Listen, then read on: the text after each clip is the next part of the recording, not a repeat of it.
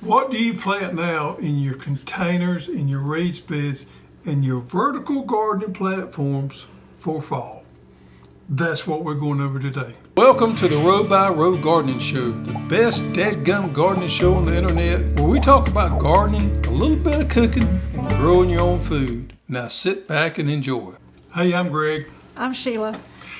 Good to have you. We're back for another show. You know, we're talking about, as we mentioned, vertical gardening, which is a whole thing within itself, and container gardening and raised beds, because this is all the new thing in the last couple of years. Been a huge influx of people doing this type of garden. A lot of calls about it.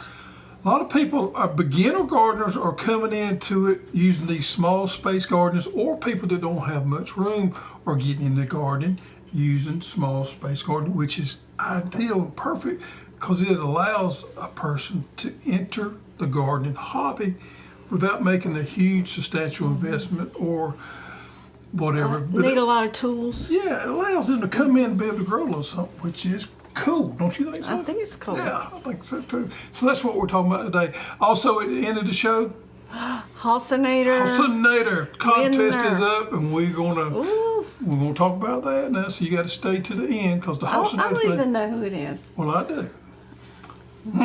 So at the end of the show, the Hossinator contest has been going on for quite a while now. We're winding it up. Hossinator was a new tomato variety we brought on this year that we've been super stoked about. And it is a big tomato, but not only is it a big tomato, but it's a good tasting tomato. But we're going to show you who won the biggest Hossinator. How about that? Flowers in the garden again. This is, you heard me talk about in my raised beds between summer and my fall planting. I always plant my last session of sunflowers, and these are some dwarfs that we have, a couple of different varieties. And they're very short, like this right here. Very short. So that would work good for a border, don't you think? Very good for a border. Yep. Very good for a border. And then I got some of my garlic chives. Now, who would have thought garlic chives would have made a filler in a bouquet? Not me. Maybe not smell the best, but it looks pretty. Yeah, cool.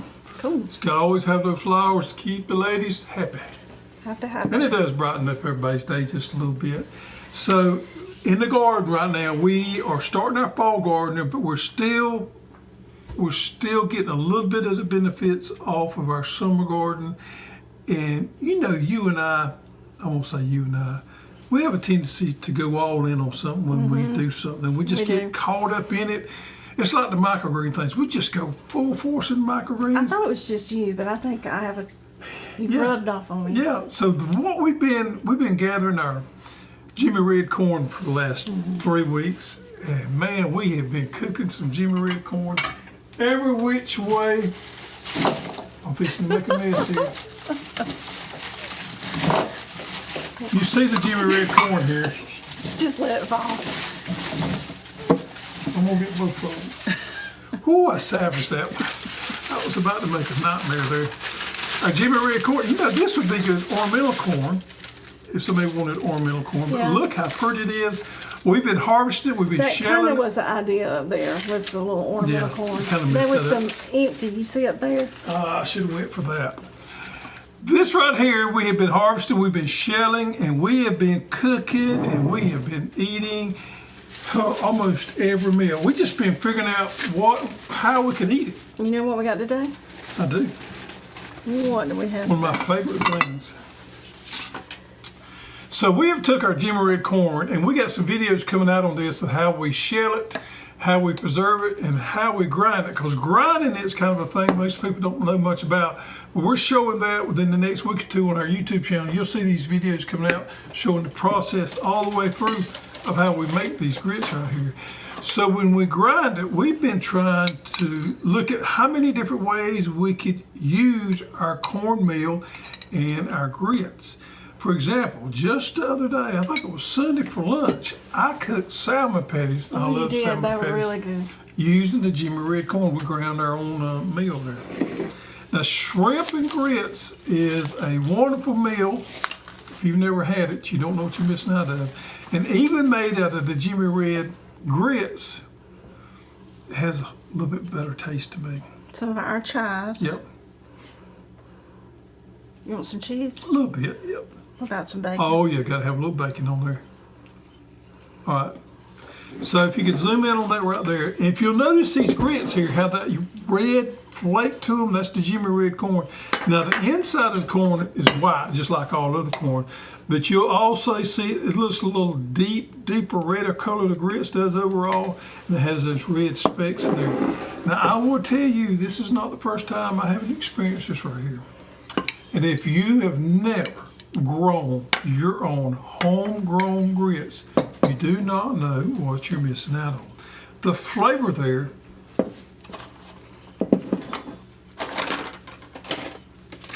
is a lot deeper and richer with these heirloom grains than what you do with these store-bought grits. I've also fixed cornbread this week, and some thick and some lacy. What's your favorite? The thicker one was, the lacy was a little too thin for me. The thicker one was a little bit, I think I like it the What best. about the hoe cake? I did some hoe The cake. hoe cakes was really good. So with this right here, if you go to the store and buy grits, it's going to be bleached or whatever, and it's going to be added stuff to it, stuff taken away. This right here is whole corn, ground up, nothing added or nothing taken away. This is the real clean eating right here that you get. Boom, boom. And the flavor of them grits, whether it be in cornmeal or grits, comes through to that. It's just, man, it's got a more earthy, awesome. What's the best way to describe it? Oh, you put me on the spot. Put you on the spot there, didn't I? I was just enjoying eating them. Yeah, but it's, oh man, it's just got more It's flavor rich, to it. It's yeah. got flavor to it. You know, normally grits don't have a lot of flavor. This has flavor to it. So I would highly encourage you, if you've never tried that, to give it a try. First time I ate Jimmy Red grits and cornbread, I said, we're going to be millionaires. Maybe not so, but these grits and everything, I think are just, I think it's off the chain. Off the chain. Yep. All right. So what else we got going on in the garden? We still got okra. Your corn's coming up. I planted some potatoes Fall potatoes, which is a new thing for us. in a root pouch. Let's see what else. That's about all I got going on. Still got microgreens going on. Yep. So I want to touch on this because there was a post the other day on our Robo group. If you're not a member of our Robo group on Facebook, I would encourage you to join it. Somebody, and I didn't answer it because I was kind of busy, but I should have, and I wanted to address it on the show. Somebody said they had to replant their corn twice in the fall, and they was asking if any other people had had the same issues. Well, I had that same exact issue. I've had a hard time getting my seeds up this fall. Now, I planted twice. I don't know if it was the moon or what it was, but I know my seed was good because I went back and checked the Something germination. eating your seed? No, it was nothing needed. But I had a hard time. I had a harder than the usual time getting a stand of corn this fall.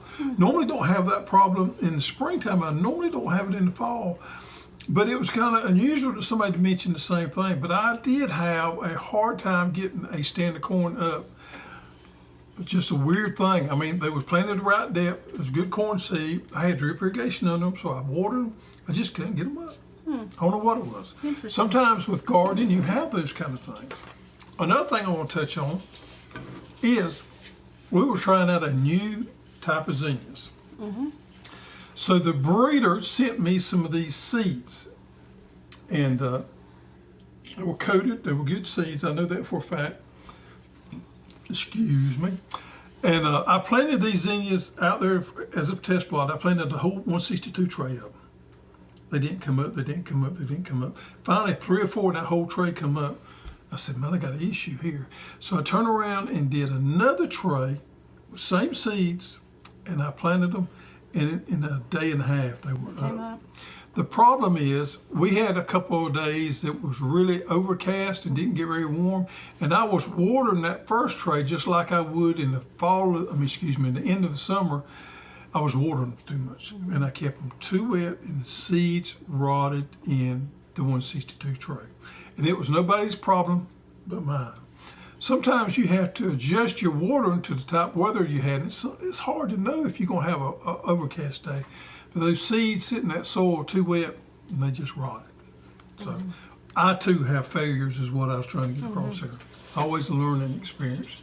It's not always the seed's fault. It's not always the seed's fault. Sometimes it's just circumstances that causes the issue. All right, you want to get going on container garden?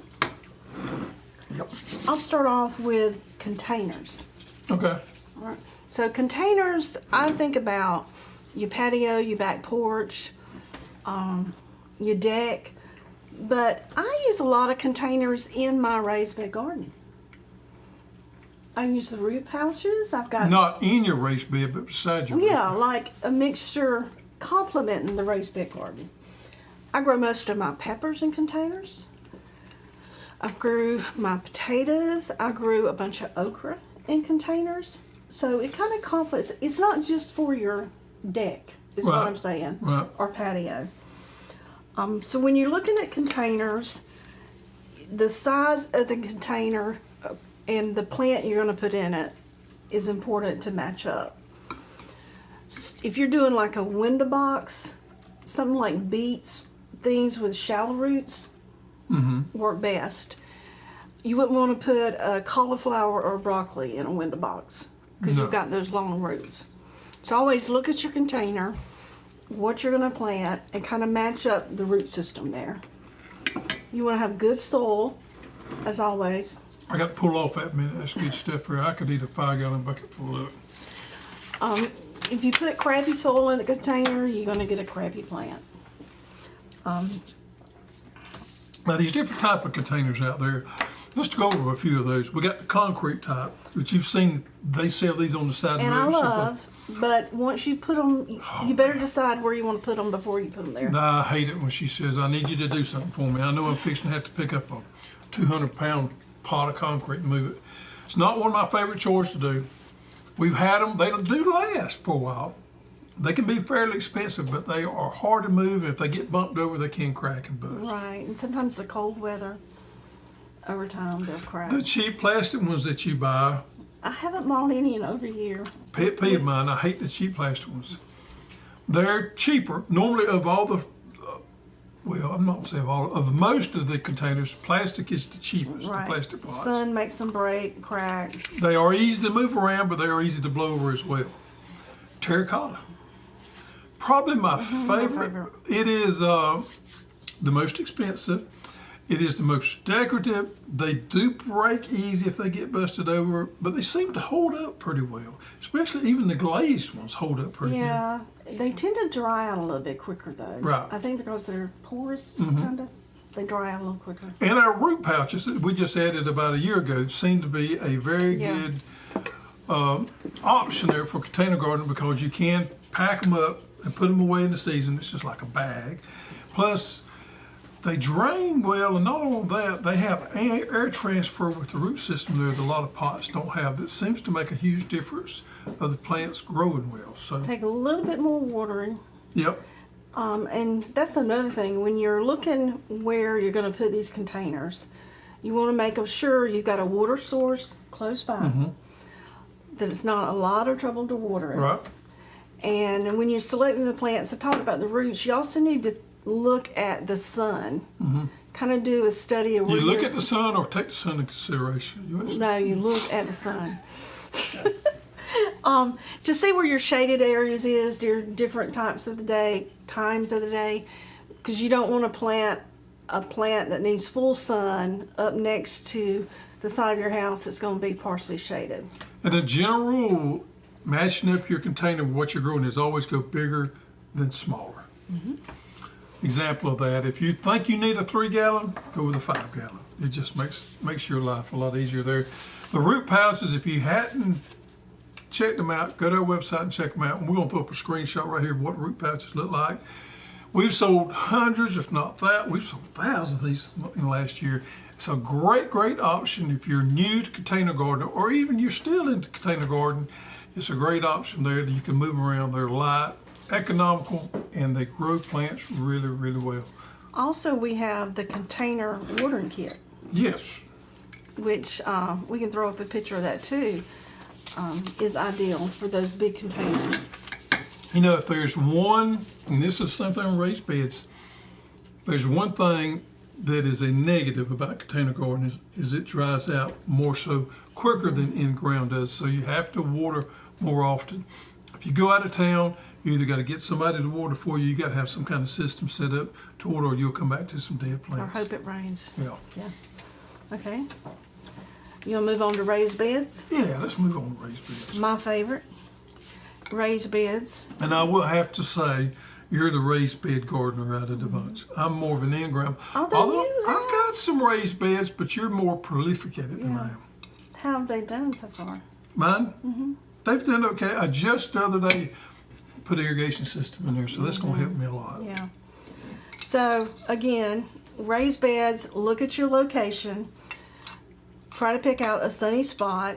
You can have some in a shaded area, but you just need to plant. Mm-hmm. Like spinach does good in a shaded area. You want mine? Yeah. Irrigation, again, plan when you're planting that raised bed, what type of irrigation. If your only option is to hand water, that's okay. Mm-hmm. But just be prepared to hand water every day. Right. Especially during sometimes twice a day. Mm-hmm. And that can be a drawback. Mm-hmm. Soil. You got to start with good soil. Yep. So you want to talk about a little bit about... I do. So a lot of people recommend putting in sticks and limbs and everything at the bottom of these raised beds where you fill them up. I don't think that's a huge issue. I would prefer to use a good potting soil. It's a little bit of an investment when you get started with these raised beds and these containers too, of getting good soil there to start with. But pick out a soil that's either got ground up pine bark, which is probably the cheapest out of the bunch, peat moss, vermiculite, and perlite, and has all those good components to make a good potting soil or a good raised bed soil. And then you can add as much as 1/3 or 2/3 good quality compost to that right there. And that'll give you a good head start and a good mix there. You want to make sure that you use a pretty good, I wouldn't buy the cheapest they are out there, but I would actually look at it, if I could, look in the bag and see how fine it is. You don't want a big chunks of bark, but you want a ground up bark, and you want a decent quality. I don't say spend all the money and get the very best, but you want a decent quality and texture type potting soil. That's my thoughts. What did you fill yours with? I filled mine with Pro Mix. I had some big bales of the Pro Mix, which is a potting soil, and I filled it with that with a combination of compost. Okay. So that's what I used. Do not use soil in your raised beds or your containers. Some people do that. Come out like topsoil. Topsoil is too dense and it's too heavy. Even if you put it in the bottom? I wouldn't. What about cardboard in the bottom? I don't think it's going to cause any damage. I don't think it's going to do much good either. I think some people do it for weed control. Weeds are not going to travel up this far. Now, if you're doing a raised bed that's 6 inches out of the ground, yeah, you may have some problems. But if you're doing 12 inches or so, weeds are not, they're going to be smothered out. They're not going to come through that. So, okay. Yep. Mulching. Yeah, mulch is a good thing. I wouldn't go crazy with it. I would use a renewable that you have in your area there, like we have pine straw or wheat straw or anything like that. You've done it in your raised beds. I find that it kind of protects that top layer of soil. It helps with the moisture. Right. And then you have that organic matter you can work in. Yeah, that's fine. What about wood chips? I'm not a big fan of wood chips. If you got aged wood chips, they're okay, but they can be hard to decompose back in soil, take a long period of time. I'm not a huge fan of wood chips. Yeah. Placement of the plants. This is a big thing, and I didn't realize it at first. But you need to put your taller plants in the back and kind of step them down. Or like last year, I planted some English peas down the middle, and then I had smaller plants on each side. So think about when you're planning this out, the placement of your plants and where the sun is, and you want to get those taller plants the sun. You don't for the backdrop also. Right, you don't want the taller plants to shade out the smaller plants because you're going to have a problem. Right. bed preparation, you want to do soil testing. In the spring and the fall, you want to amend. And You do that quite regularly. yeah, I do. Sometimes 3 times a year. And we got a video coming out on that about how I'm getting my beds ready for the fall. Yep. And then when you do plant your plants, label them or write it down on a piece of paper or take a picture of it. Document what you've got where. So your thing is you like to put labels throughout your garden, which is not a bad thing. And I actually draw me off a map when I plant mine. So we have a different way of doing things, but if you don't, I can promise you, we forgot what you planted where. Yeah. And as far as what you can plant in raised beds, pretty much you can plant anything you plant in the ground in a raised bed. Yep. And this time of year, we're getting ready for onions and garlic, the strawberries, the brassicas. Yeah, there at the end of the show, we're going to go through each one of those and show you what you need to be planting now. So we'll And the touch on that. greens. Okay. Yep. Vertical gardening, which is the new rave. The new rave. And vertical gardening can be 2 different things. It could be actually growing up on a trellis. So if you do have a small spot in your yard and you wanted to plant some, you could actually put you 2 or more posts up and use something like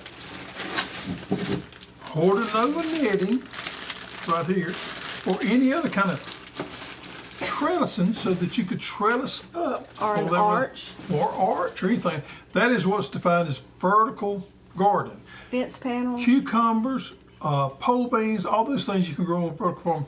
Now, another aspect of vertical gardening that's just come about in the last few years is some of these garden towers.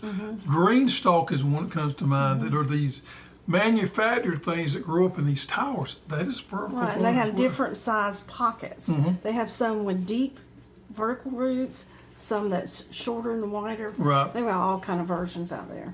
So we take both of those and we put them in the vertical growing group. Although it's a little bit different, you can grow things in ground with a trellis that you can't grow in these garden towers or these green Right, stalks. and one of the benefits is space. Yeah, you can grow a lot in a little space. Another benefit is when you go to harvest it, it's easier on your back And it's cleaner. So example, and more visible. yeah, if you use one of these green stalks and you're growing lettuce, then you can clip, never touches the soil. So it's a lot cleaner. Yeah. I think they have a place. Now, we don't use them, but I have seen some of our friends that have them. You know, people that's got small space that want to grow a lot of things. I think the green stalks Yeah. in the garden. And I've heard a lot of good things. I've heard some Yeah. pros and cons. Some of the cons is you've got to keep them watered. You better have them close to your water source. Yep, And stay on a fertilizer schedule. yep. And things that I've read that grow best in those stalks are strawberries, beans, and then have you a salad garden. Your herbs. Beans and I know. The bush beans. really. Yeah, one person was actually planting 2 bean plants in each one, and then it showed as it was growing and they harvested it. It was pretty neat. Wow. All right, so let's do a rapid fire on what the subject of the show was, what you need to be planting now, and these different systems that we just went over. First one was raised beds. What are you planting in raised beds, Sheila? What do you recommend planting in raised beds? Onions, garlic, strawberries, brassicas. Pretty much anything. Except for anything that's large vine. And I can't think of anything going into the fall that's going to be large vine, such as a watermelon or maybe some of the winter squash. I can't think of anything. So you can pretty much plant anything that you would as your fall crop in a raised bed right now. And you can go vertical in that raised bed. And there's another aspect to it. Boom, boom. Boom, boom. All right, so the next thing is containers. What you planting in containers? I've got Now. some lettuce, Fall potatoes, fall potatoes. beets, radishes. Can you think of anything that you would plant in a raised bed that you would not plant in a container for the fall? Probably my English peas I wouldn't. Okay, you would plant English peas and snow peas in a raised bed, but not plant them in a container. That's good information right there. Carrots do really good in the grow bags as well. If you go over where you did that last year. So if you got containers, you can plant pretty much anything in there going into the fall. With the right size container. With the right size container, with maybe, and you could plant the peas, but we'd probably recommend you plant your garden peas and your snow peas in a raised bed. Vertical garden Now, this is where we're going to get a little bit out there on. This is my take on that. You may have a different take there because I didn't know about the green beans. Strawberries do really, really well, as you mentioned, in these vertical garden towers. Why? It's easy to see when those runners come off and keep those trimmed up, and the blooms. It's just easier. These things were actually kind of, I think, made for strawberries. Yeah. Strawberries and greens, any kind of leafy vegetable that you're going to eat, such as spinach, such as any of the lettuces, such as any of the herbs, or anything that you're going to eat as a leaf, collard greens, kale, any of those things, I think are just perfect for top bunch turnips. Top bunch turnips are perfect for these garden towers and these green stalks. I think that's perfect. I think where people get in trouble is when they get away from those and try to do other things in there. I don't think it works as well. Now, this is the pictures of the green stalk. It has more of a pocket there, so you could probably get by with more there than you could some of the others that just have the little round hole going up. But I think you're better off to grow any of your root crops, your carrots and your beets and things like that in a container, and save all that precious space on that green stalk or that garden tower to grow your leafy vegetables. Herbs and all your leafy vegetables that you can eat as a salad, anything like that, or a stir fry. I think you need to save that because it is ideal for that use there. So if you have a green stalk or any type of vertical planter, let us know what you've had success growing in them. And see if tell us if we're right or not. Yeah. Yep. All right. So we have done that. We got people online ready to go with their fall plant, regardless of what kind of system they use. If you don't have anything, you just won't get started, root pouches is probably the easiest, cheapest, best way to get started, would you say? Right. Okay. All right. Snow peas. We covered the snow peas and everything. One of my favorite things growing in the fall is English peas. Those are perfect raised beds. All right. So let's talk about Garden of the Week. We started this new segment. Garden Spotlight. Garden Spotlight. We started this new about a week ago. People are sending in the pictures of the garden and telling a little story about how they garden. So let me get my notes right here. We have this week Erin Ivy and her husband out of Myrtle Beach, South Carolina, sent these pictures in right here of their garden. This is what's neat about their garden. They have a small space garden. They actually live in a subdivision. So they have to garden real tight. They use garden towers, as we see here in the picture here, garden towers and raised beds. And they have been gardening for 2 years. They actually live in a subdivision, this HOA, which means it has rules in there about what you can and can't do. But they got pre-approval to grow their vegetable garden, and she said their neighbors and their friends have gone bonkers about their harvest. So they're doing an absolutely wonderful job. You can see they also have a vertical garden wall there. Yeah, that's cool. They got a fig tree there in a pot, and look at their little trellis there. It looks like they're growing cucumbers up there and their tomatoes over there. So they're utilizing as much space. You know, tomato cages is considered vertical garden. Absolutely. Look at their arbor. Look at their arbor there. So they're utilizing all this small space to grow as much as they can. There's a little raised bed right there. Looks like winter squash. Winter squash, maybe, and some tomatoes and peppers in it. And there's a picture of some of their bounty there. And there's another picture there, some blueberries. They enjoy giving a lot of their stuff away, which is we all do. They're doing a wonderful job. So thank you, Erin Ivy, for sending in these pictures and your story about how you're successful growing your own food, even in a small place in a subdivision. No excuses. Anybody can do it. Now it's time for the Hossinator. All right, so folks, if you're not familiar with the Hossinator, we started this little contest early in the spring. Who could grow the biggest Hossinator? The Hossinator is a new variety for us this year, and we were really excited about it. We knew it was a big tomato, but we also knew it was a good tomato. So what we have here, the winner of the Hossinator contest is Jordan and Megan Singletary, and they're out of Whitesville, North Carolina, Zone 8A. And they say, this was our favorite variety of the year, and we look forward to growing it this fall and years to come. We love Hoss. And their Hossinator come in at 1.4 13 ounces. Woo. Almost 2 pounds. How about that for a big Hossinator? I grew some big ones, but I didn't grow one that big. They had the seed pack with it, and they showed it on scales. So congratulations, Jordan and Megan, on the biggest Hossinator. Yay. You will receive a $100 gift certificate of Hosstools to spend the way you wish. They need to send in their. We got it. I think we've got all that. Yep. All right. You want to go ahead and do the corny joke? Corny joke. Time for the corny joke. Deborah, who works here in our accounting. She's the one that counts her money. Yeah, our money counter. Sent this one to me. Okay.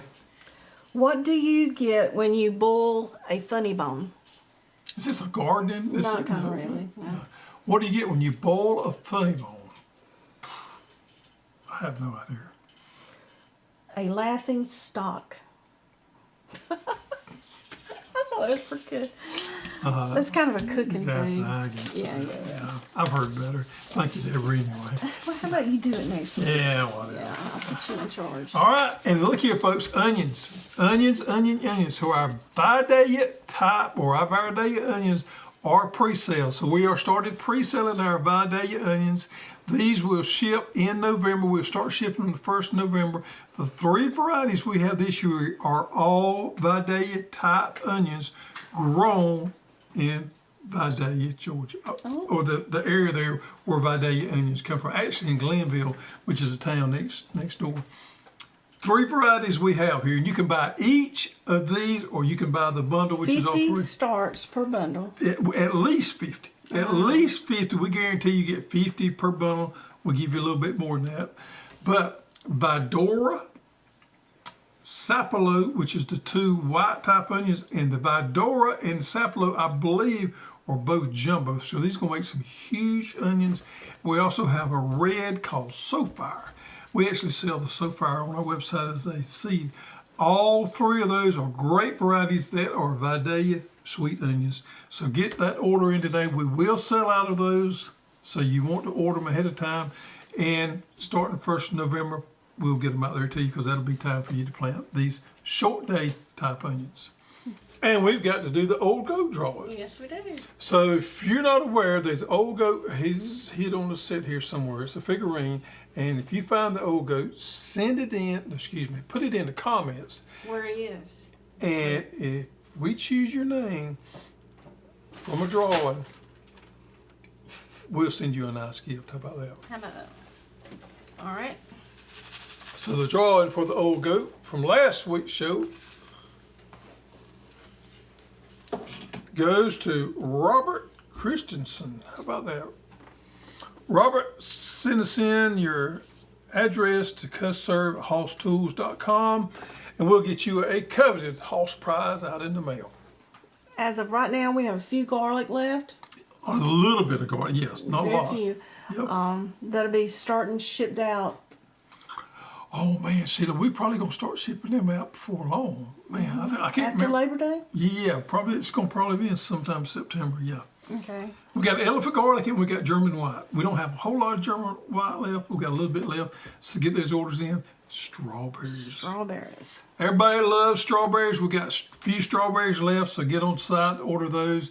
50 plugs to the tray. Chandler strawberry, which is in my opinion the sweetest strawberry out there, period.